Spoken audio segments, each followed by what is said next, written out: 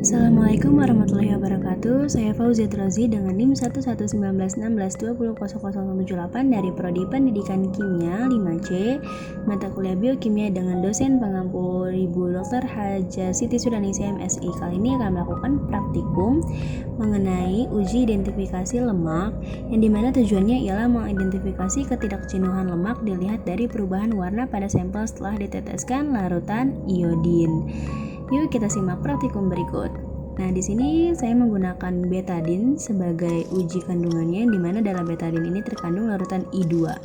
Bahan yang digunakan ialah sirup, kemudian yang kedua adalah minyak, lalu ada teh, yang ketiga ada jeruk nipis, dan yang terakhir adalah mentega. Selanjutnya ke dalam masing-masing sampel dituangkan betadin sebanyak 5 tetes. Kemudian lakukan kepada seluruh sampel dengan perlakuan yang sama.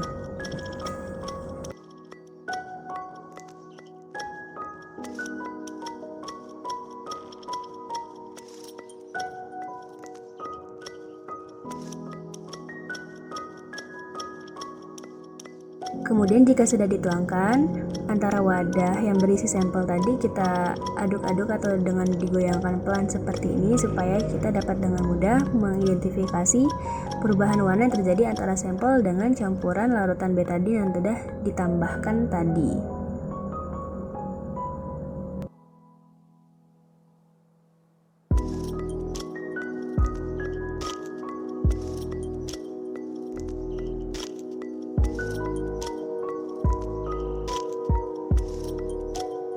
Berikut berhasil pengamatan dari beberapa sampel yang telah diuji, yaitu ada sirup, teh, dan jeruk nipis. Di sini tidak terlihat perubahan warna karena kembali ke warna semula.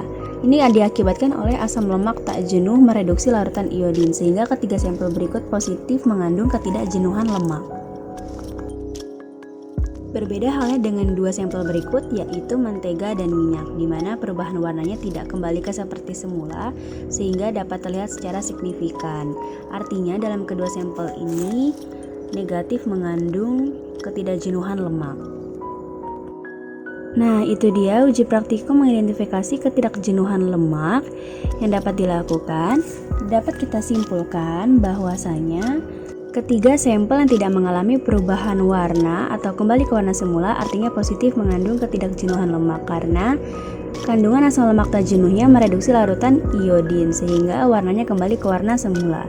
Berbeda dengan dua sampel yang mengalami perubahan warna artinya negatif tidak mengandung ketidakjenuhan lemak.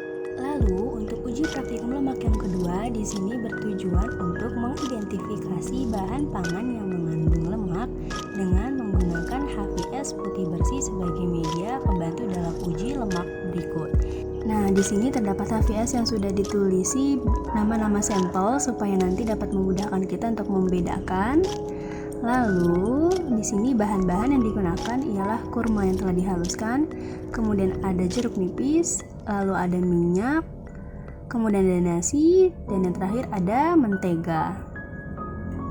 Nah, untuk tata cara praktikumnya, yang pertama dari sampel kurma kita olesi ke tangan, kemudian kita olesi atau kita tempeli di kertas HVS sesuai dengan nama-nama sampel yang tadi sudah ditulis. Lalu digosok secara perlahan hingga menimbulkan bekas seperti tadi. Lalu lakukan hal yang serupa kepada seluruh sampel.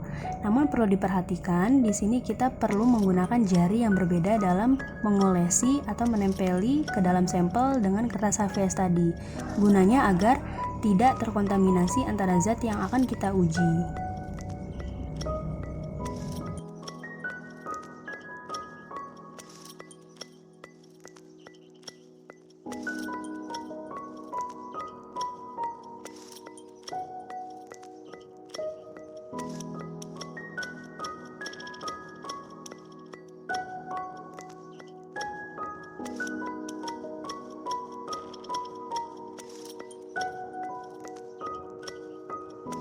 Kemudian jika hal yang tadi sudah dilakukan secara bersamaan kepada seluruh sampel tadi sehingga dari kelima sampel sudah terlihat hasilnya, kemudian selanjutnya kita gunakan senter sebagai media pembantu untuk mendeteksi zat atau sampel apakah yang meninggalkan noda bekas lemak. Nah, di sini dapat terlihat mentega dan minyak ini noda bekasnya sangat terlihat jelas. Sedangkan dari jeruk nipis, kurma, dan nasi tadi itu tidak terlihat jelas untuk nodanya. Arahkan senter ke masing-masing sampel yang telah diberi nama supaya kita dapat memudahkan untuk hasil identifikasinya. Lalu, jika setelah selesai kita arahkan senter ke masing-masing sampel tadi, dapat kita simpulkan dari praktikum uji lemak ini bahwa mentega dan minyak positif mengandung lemak karena di antara kedua sampel tadi terlihat jelas bekas noda yang ditinggalkan di atas kertas HVS, sehingga minyak dan mentega dapat kita asumsikan positif mengandung lemak.